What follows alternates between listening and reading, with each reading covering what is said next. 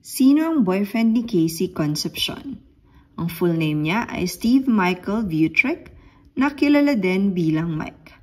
Siya ay Filipino-Swiss at nagtatrabaho siya sa isang bangko sa Zurich, Switzerland, kung saan siya nakabase.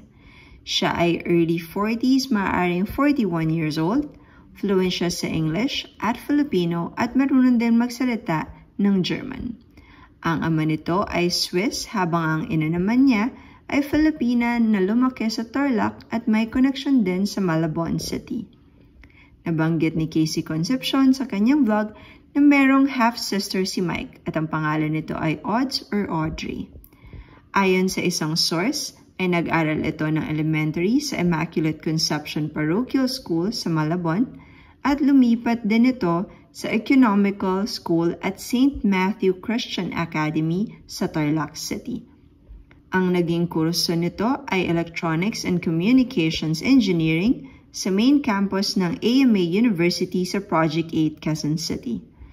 Ayon sa LinkedIn profile ni Mike, ay kasalukuyan nitong Client Manager in Wealth Management sa Habib Bank, Zurich na isang kilalang bangko sa Switzerland dahil ito ay matagal nang established mula noong 1967. Nagsimula siya sa bangko bilang back office to middle office roles at kalaunan ay naging project manager/product manager. Meron siyang 7 years combined experience sa banking at telecommunications.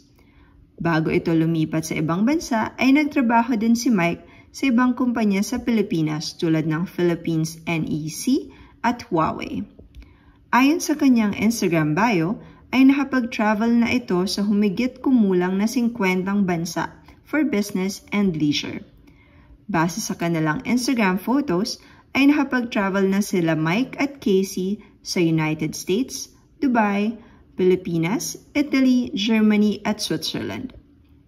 Pareho silang may watch collection dahil sa Instagram feed ni Mike ay makikita na meron itong Rolex, Tudor, Omega, Seiko, Panerai, and IWC at iba pang kilalang watch brands.